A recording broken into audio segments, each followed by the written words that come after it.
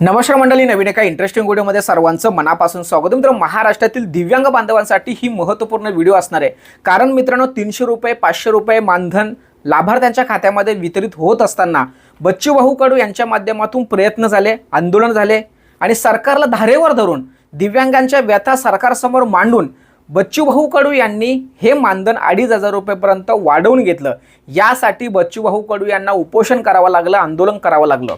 5-5, 6-6 दिवस हा व्यक्ती, हा माणूस एक अन्नाचा कण किंवा पाण्याचा थेंब सुद्धा न घेता फक्त दिव्यांग बांधवांसाठी सरकारशी भांडत राहिला आणि 2,500 रुपये त्यांनी त्यांच्या ताकदीवरती, हिमतीवरती सरकारकडून मान्य करून घेतलं. आणि आजही बच्चूभाऊ कडू यांची मागणी ही 6,000 रुपये दिव्यांग बांधवांना झाले पाहिजे यासाठी प्रयत्नशील आहे. परंतु तुम्हाला सर्वांना ठाऊक आहे, ही जी व्हिडिओ जे बांधव बघत आहेत ते अभ्यासू व्यक्ती आहेत, त्यांना सर्व काही कळतं. आपल्या मागण्या जर मान्य करून घ्यायच्या असतील तर सरकारमध्येही जाणं गरजेचं आहे. आपल्याला प्रत्येक गोष्ट आंदोलन करून मिळेल असं नाही आहे. सरकारमध्ये घुसून सरकारच्या बरोबर राहून आपल्या दिव्यांग बांधवांच्या मागण्या मान्य करणं हा अतिशय महत्त्वाचा पर्याय बच्चूभाऊ कडू यांनी स्वीकारला. म्हणून बच्चूभाऊ कडू यांनी शिवसेनेमध्ये प्रवेश केला, आमदारकी घेतली. परंतु ही जी आमदारकी आहे ही अनेक राजकीय लोकांना झोंबली. त्यांना तर झोंबली, पण अनेक दिव्यांग बांधवांना सुद्धा झोंबली. तुम्ही सांगाल, सर दिव्यांग बांधवांना बच्चूभाऊ कडू यांची आमदारकी कशी झोपणार? हो, हे सत्य आहे. मी तुम्हाला आता स्क्रीनवरती काही बातम्या दाखवतोय, व्हिडिओसुद्धा खूप आहेत. पण बच्चूभाऊ कडू यांच्या बाबतीत जी लोक बोलतात त्यांचं नाव किंवा त्यांच्या व्हिडिओ माझ्या चॅनलवरती मला दाखवायचे नाही आहेत. पण तुम्हालाही विश्वास पटला पाहिजे म्हणून निदान 1-2 बातमी तुम्हाला दाखवतोय. या स्क्रीनवरती जेवढ्या बातम्या आहेत त्या बातम्यांमध्ये असं म्हटलं आहे की बच्चूभाऊ कडू यांनी आमदारकी स्वीकारली, शिवसेनेमध्ये प्रवेश केला, सरकारमध्ये गेले, राजकारणामध्ये गेले आणि बच्चूभाऊ कडू यांच्या माध्यमातून दिव्यांगांकडे दुर्लक्ष होत आहे असं सांगण्यात येते. आणि हे जे काही दिव्यांग बांधव आहेत यांनी आंदोलन केलेलं आहे की आमचे अनुदान नियमित स्वरूपामध्ये आले पाहिजे, आमचे जे काही दिव्यांग टेम्पररी दिव्यांग प्रमाणपत्र आहे त्यांना सुद्धा अनुदान दिलं गेलं पाहिजे. या सगळ्या संदर्भात मागण्या करतात. पण त्या मागण्यांच्या बरोबर अशाही बातम्या येतात की बच्चूभाऊ कडू हे जे सरकारमध्ये गेले आहेत ते दिव्यांगांना विसरलेले आहेत. ते आता शासनाचे व्यक्ती झालेत, ते आता राजकीय व्यक्ती झालेले आहेत, त्यांना आता दिव्यांगांची जाण नाही, अशा पद्धतीच्या या ठिकाणी बातम्या येत आहेत.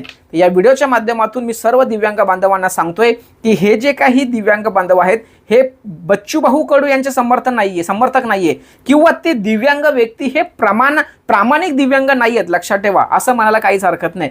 कारण मित्रांनो, जो दिव्यांग व्यक्ती आहे त्याला दिव्यांग व्यक्तीची जाण असते आणि ज्या व्यक्तीने दिव्यांग बांधवांसाठी आपलं संपूर्ण आयुष्य व्यतीत घातलं अशा व्यक्तीच्या बाबतीमध्ये कोणताही दिव्यांग वाईट बोलणार नाहीये.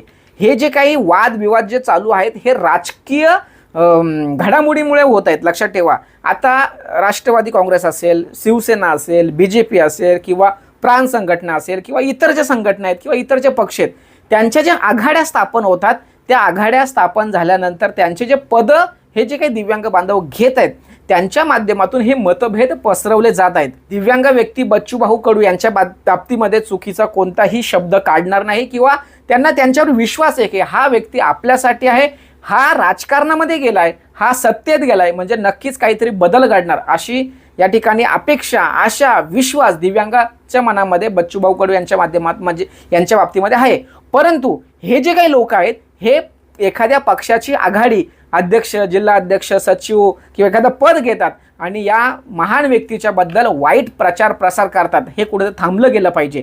या व्हिडिओच्या माध्यमातून मी तुम्हाला सर्वांना सांगतोय की बच्चूभाऊ कडू हे जरी सत्तेमध्ये गेले असले तरी सुद्धा त्यांचं पूर्ण लक्ष हे दिव्यांग बांधवांवरती आहे.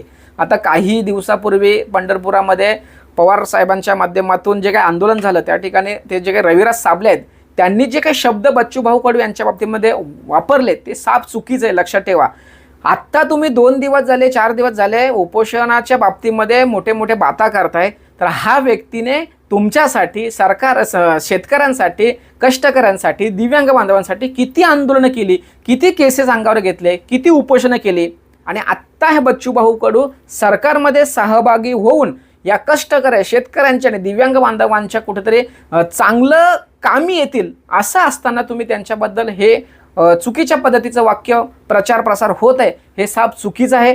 मी या ठिकाणी या सर्व गोष्टीचा विरोध करतोय, मला ह्या गोष्टी पटत नाही, कोणालाही नाव ठेवणं मला आवडत नाही आहे, परंतु माझ्या दिव्यांग बांधवांसाठी ज्या व्यक्तीने संपूर्ण आयुष्य व्यतीत घातले अशा बच्चूभाऊ कडू यांच्या बाबतीत जर कोण बोलत असेल तर मात्र आम्ही सुद्धा सहन करणार नाही, शांत बसता कामा नाही। मित्रांनो, तुम्हाला काय वाटतंय बच्चूभाऊ कडू यांच्या बाबतीत ही जे काही लोक बोलत आहेत त्याबद्दल तुम्हाला काय वाटतंय प्रत्येकाने कमेंट्स करा, कारण हे बोलणं आज गरजेचं आहे।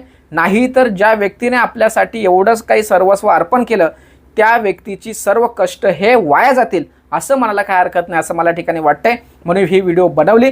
म्हणून मित्रांनो, बच्चूभाऊ कडू आमदार झाले म्हणून त्यांचं या दिव्यांग बांधवांकडे विसर पडलाय का, या बाबतीत तुम्हाला काय वाटतंय प्रत्येकाने कमेंट्स करायचे।